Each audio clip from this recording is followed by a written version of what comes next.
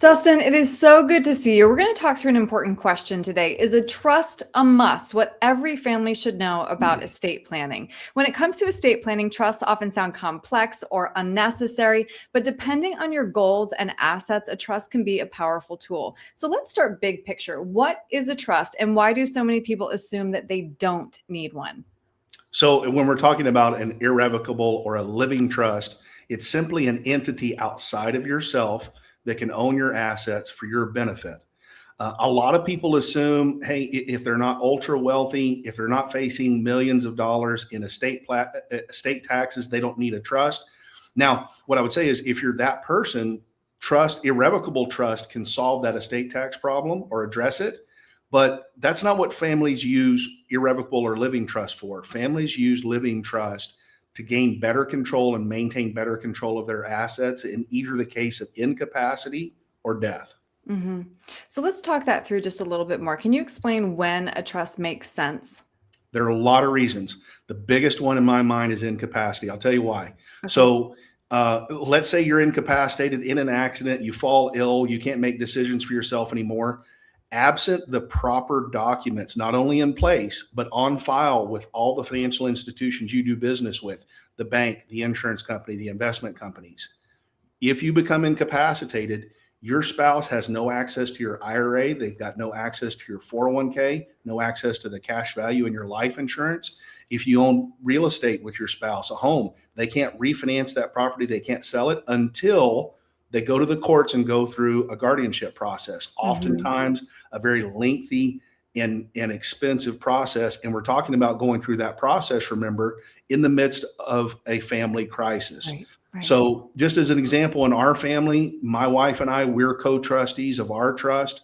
We hold our assets in trust. And one of the reasons we do that, hey, if I'm incapacitated, Aaron, my wife immediately can continue to spend, buy, sell, refinance assets in the trust as a co-trustee, and she doesn't have to take any additional action, doesn't have to go through the courts in any way to do that.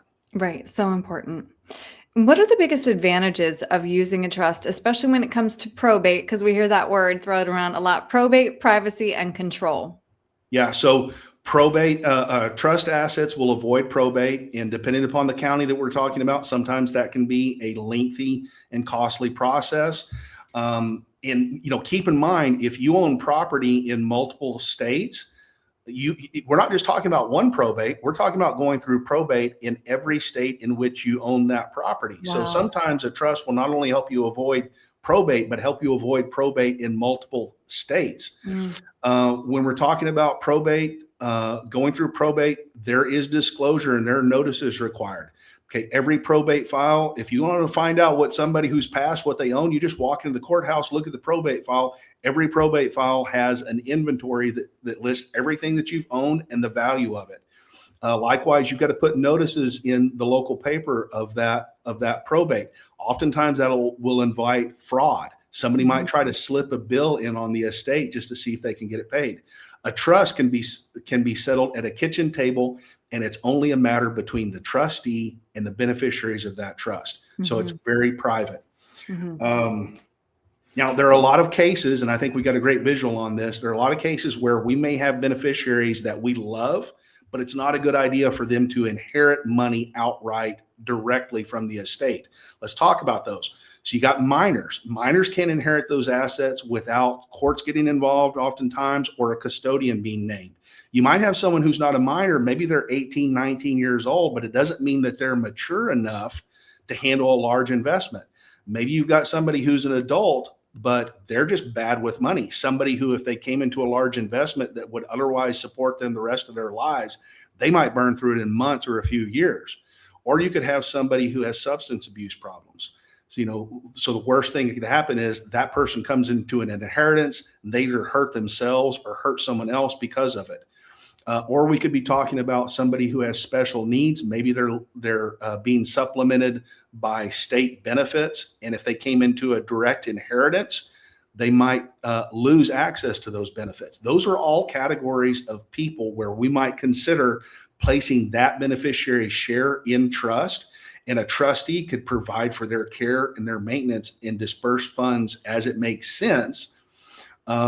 but hold those assets in trust until circumstances are such that it makes sense dispersing those funds directly to that beneficiary.